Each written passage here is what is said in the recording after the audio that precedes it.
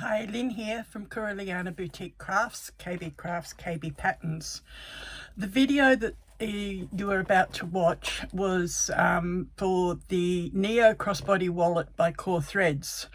I have chosen to do a two-tone strap as opposed to the single tone that is in the body, in the pattern. And also my body of the Neo, I chose to do all one color instead of one color at the top and one color at the bottom. Those are purely personal choices, not what is indicated in the pattern. The next bit that you will see will be just a short clip of me cutting out my pieces on the scan and cut cutting machine.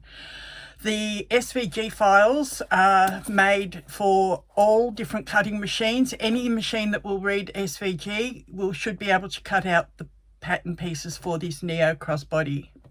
So go ahead, take a look at the video, make your own Neo Crossbody, and don't forget to join the Kaur Threads pattern group and show what you make. Thank you. Okay, we're cutting the pieces out at the moment on the cutting machine. This one is a scan and cut CM900.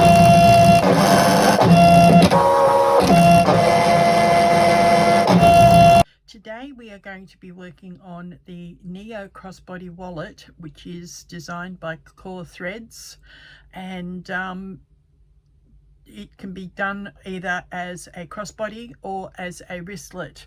I'm going to show you how to do both, but I will actually be putting the crossbody strap on mine.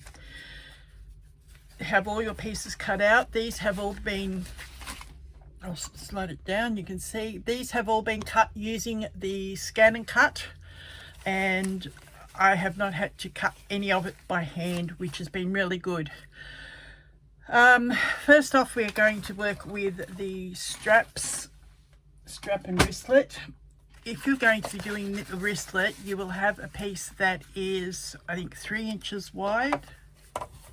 Yes, 3 inches wide. So what you're going to do is draw a line down the middle at 1.5 inches.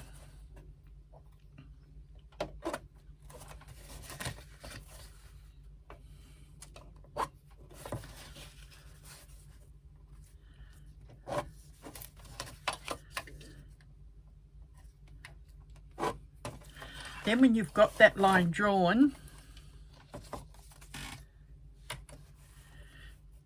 you can start folding your wristlet to make it. Okay, that's my line. Now what I'm going to do, because I'm working with cork, a little bit hard to actually press this with the iron. If you're doing fabric, what you can do is actually iron that in half and then open it up, and then you bring your outer edges into the middle like that, into the middle, and then fold it back in half again. But I'll show you with the double-sided tape how to work it, because this is cork. If using cork, vinyl, leather, or anything like that that's hard to iron, you just put, I'm only going to put it down part of it because I'm not going to actually be making up the wristlet strap. Once you've got that down, peel your backing paper off and you can see the line underneath. Now what you're going to do is fold your edges into that line.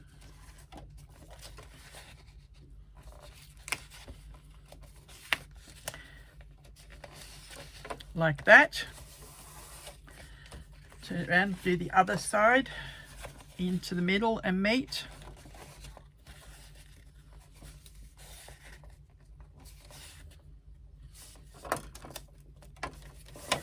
Then to be able to make your wristlet, you would then fold that in half again, take that to your machine and top stitch both long edges. What I'm doing is the actual crossbody strap, and I'm doing it two-toned. I'm using my waterproof canvas that I've got part of my Neo cut out of, and the cork. Again, I've had that line down the center drawn, my double-sided tape put on.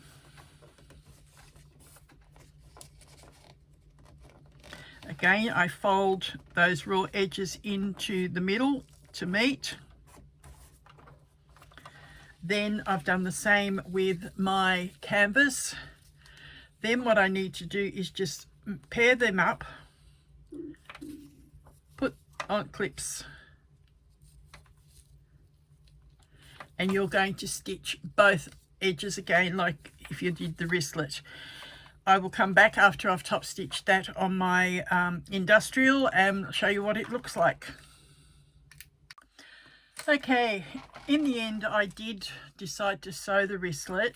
You will actually form a loop to sew it.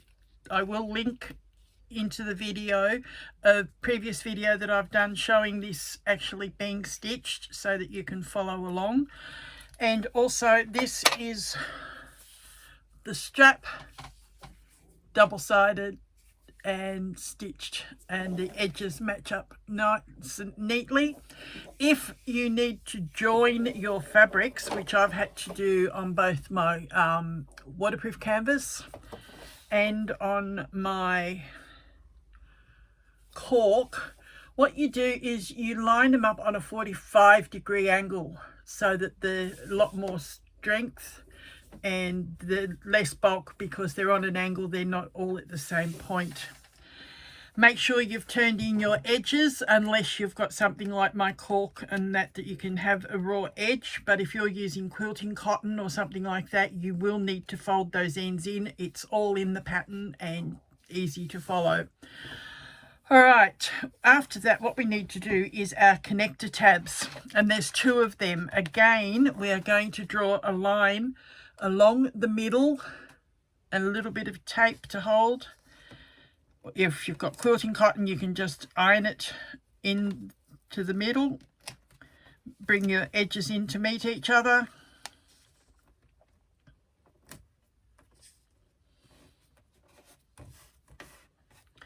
Then take this to your machine and stitch. I've already done one on my industrial, and my stitching matches what's on the wristlet and what's on my my strap. Okay, I'll be back shortly. All right, what you're going to do once you've done your connector tabs, you are going to put your D-ring or your rectangles or triangle, whatever you're using, onto it, fold it in half and place a clip on it and put that aside for later. Your wristlet, what you're going to do is find where that seam is, just past it, and put your swivel in that position. Then you can either stitch a box, put rivets in it, or stitch and rivet. I usually just put rivets in, but I make sure that I've put it in a spot where it's not going to put a lot of weight and tear out, and then that can be clipped on and off as you need. Your crossbody strap, you are going to use your tri-glide. Some are connected as a full piece, or you can get them where that is a loose piece that slides back and forward. But either one works. You put your strap through one side, over the bar, and back through.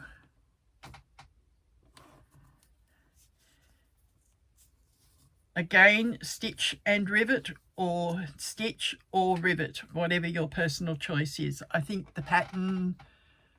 Yes, the pattern says rivet as well as stitch. Oh, it says sew in place or add a rivet. Okay, so that's your choice. Then from the other end, you are going to slide on a swivel. Then you are going to bring that end back through your tri-glide, over the center part that you've already done, and back through and pull it. This is how you adjust your adjust your strap to different lengths. All right, so there's your loop. The swivel comes down to the fold. You've got your buckle or slider. Then on the other end, you will add another another swivel and rivet in place.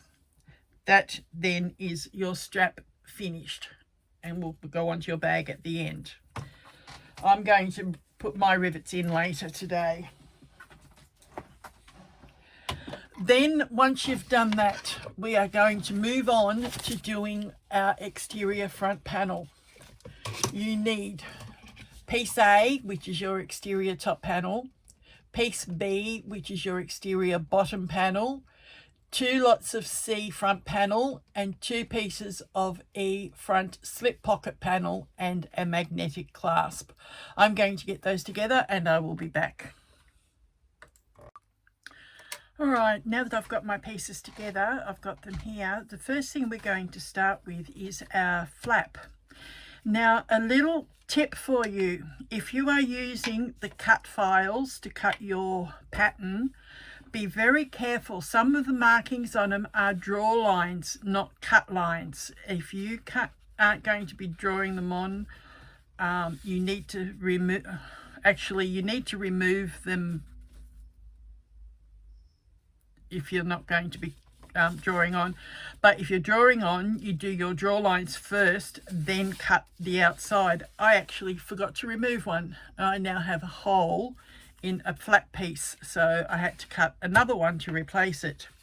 So that is a little tip for you with the cut files. Make sure that what you are cutting is what you want to be cutting. Now what we're going to do is I'm going to use it to the side a little bit, but we'll show you how to add your magnetic clasps. What you're going to do is actually measure down 2 inches from the top and at the center. You'll see that falls where that hole is. I'm just going to move to the side a little bit, and I'm going to make a mark where the 2 inches is and make like a little cross. I'm using a pen that will remove once you iron. Then you get your little washer, which is this piece, and you line that up over the mark you have just made in the center. So your little cross is in that center hole.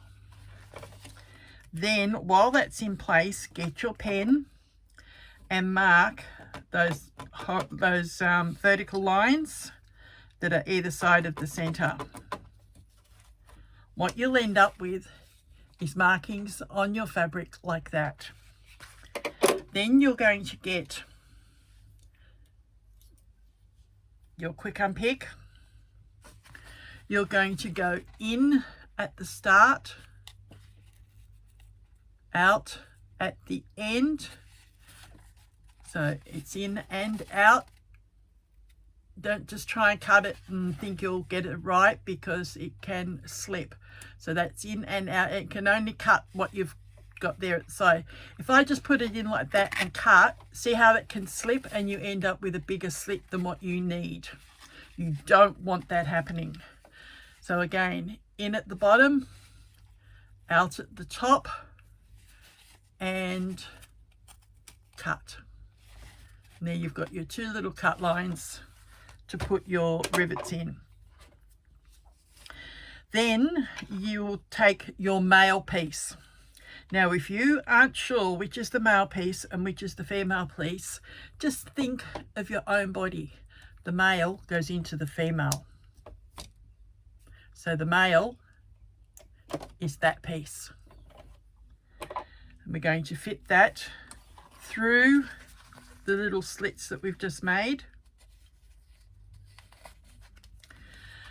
On the back, you would normally reinforce it with a bit of Decaville or some scrap fabric or something, so that it's not just trusting that that fabric's not going to give over time. You actually reinforce it. Put your little washer on over the slots that have just gone through.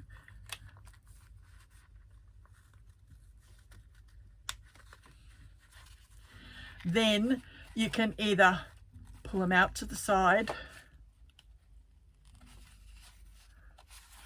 like that, or you can fold them in onto each other. Either way is correct. It's just personal choice what you do.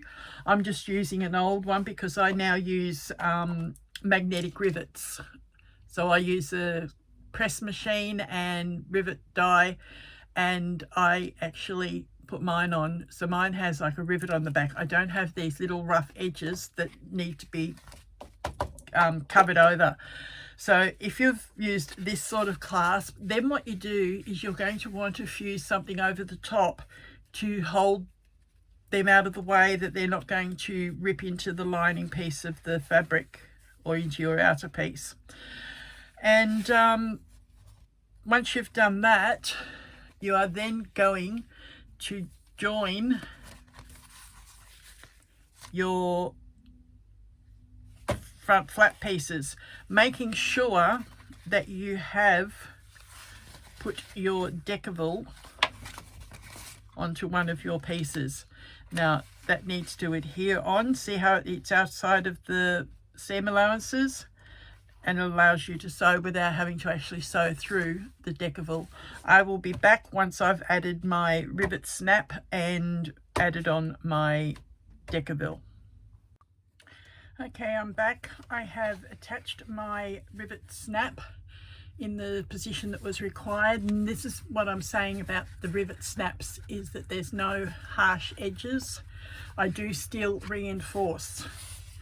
Now what you're going to do is take your two flat pieces, match them up, and you are going to stitch down around the front curve, back up and stop again up here at the top. We are going to use a 3/8 inch seam allowance, which I have actually drawn on to follow.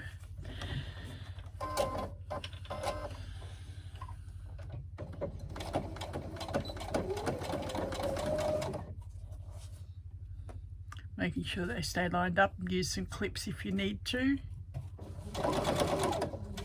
When you get to your curve, go a little bit slower so that you can follow that curve around. That's why I've drawn it on here today.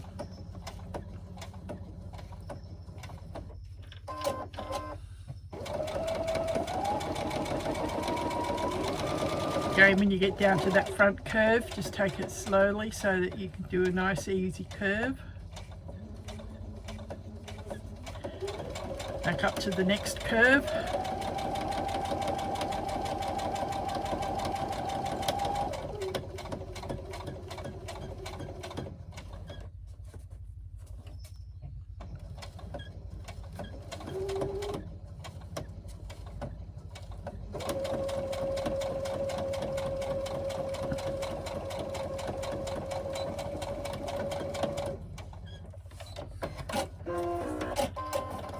Then what you're going to do is put some snips into the corners so that when you turn it, it's not going to have all the bulk. How I like to do that is with pinking shears. If you don't have pinking shears, just use your normal scissors, which I'll show you that as well. And just cut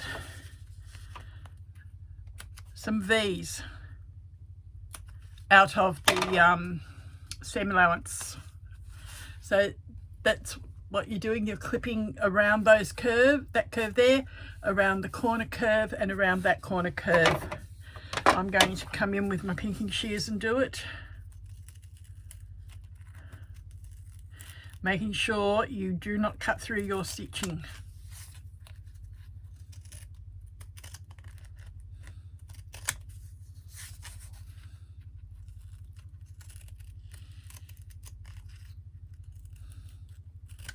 Pinking shears do a natural cut into the curve, so that you've got your V-shaped cuts there already done. Now you're going to turn that through, press it, and top stitch using a 1/8 inch seam. Make sure you turn your curve out nice and smoothly, and that's the whole idea of why we put those little clips into the seam allowance. It helps it actually sit more flush. Imagine you're trying to turn something that's longer into something that is shorter underneath the line. That's why you need to do those snips. I will be back in a moment when I've done the top stitching on my industrial. Alright, once you've done your top stitching around the top, you are going to do a basting line at of 1/8 of an inch across the top, just to hold that nice and flush.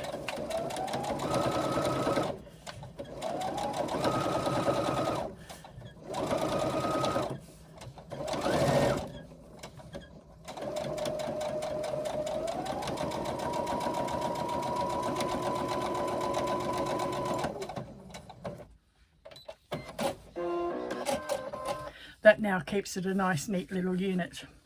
Put that aside for a moment. Next thing you need is your front slip pocket. There is 2 pieces. One is your exterior, one is your lining fabric. On your exterior piece, you are going to measure down 1.5 inches at the center, and that is where you will put the female part of your magnetic clasp.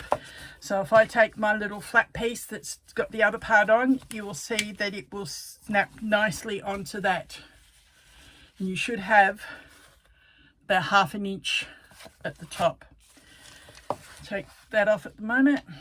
Again, I've used my rivet snap. What we're going to do next is we are going to take our lining with our front piece, and we are going to line it up across the top.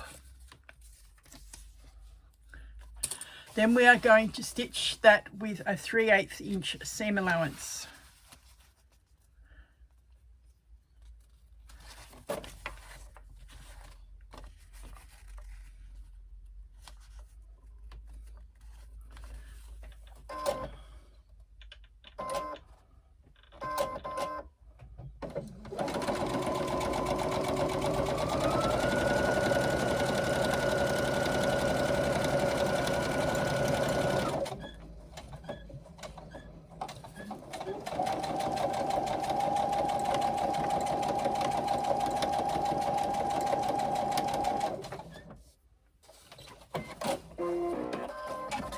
Then you're going to flip the panels right side out, and take it to the iron and press it if you can, if not finger press it.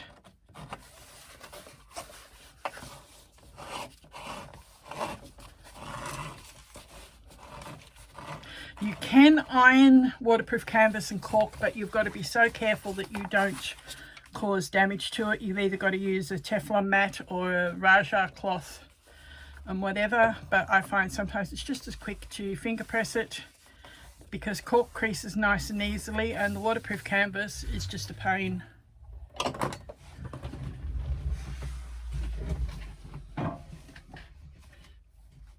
I'm just quickly stitching the top on my industrial while I'm off camera. You'll be able to hear me.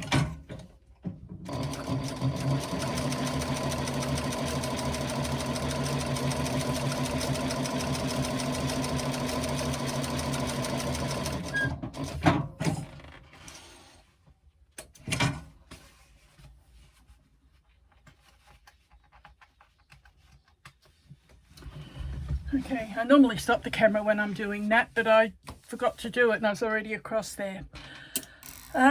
Once we've done that, we are now going to place the slip pocket on top of one of the exterior back pieces. If you can't work out which is your exterior bottom and which is the slip pocket was actually slightly shorter. I use the labels with the pattern to tell me what is what, and that helps so that you know what you're picking up. Now you are going to line these up along the bottom.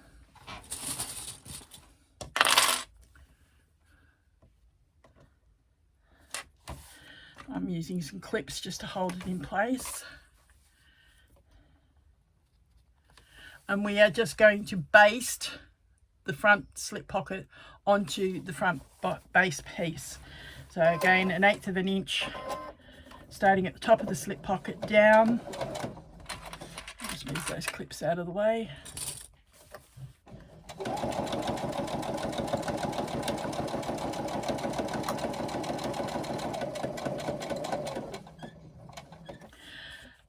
turn, you're going to stitch across and down the little cutout corner piece, because we're just basting this together to make it like one piece at the moment.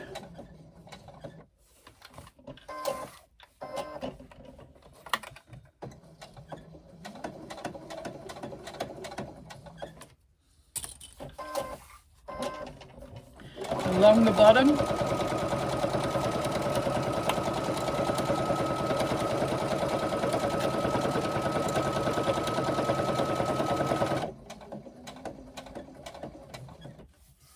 And again up the little boxed corner cutout.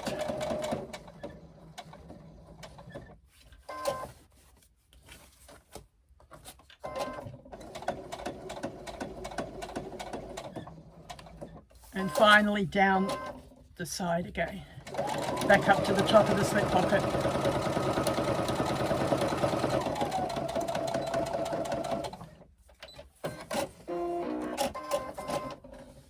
Now what you have is a new exterior piece with the pocket already attached.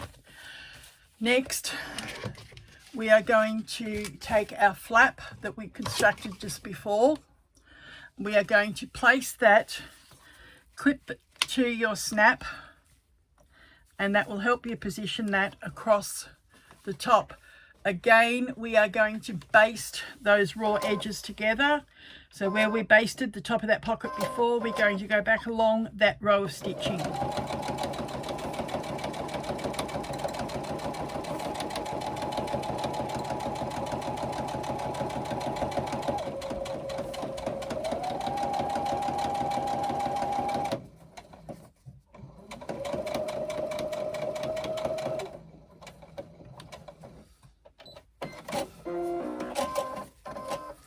Then we are going to take one of the exterior top pieces.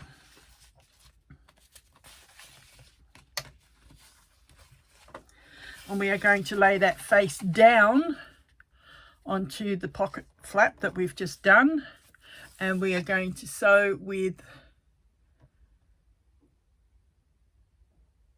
a 3/8 inch seam. I'm just going to actually mark it on this time to make sure I catch everything properly. Luckily I've got a ruler here that has markings on it, and I've just got to line up that mark and draw. So again, lining that up with the top of the pocket and exterior piece that we've just stitched together into our machine. 3/8 inch seam all the way across.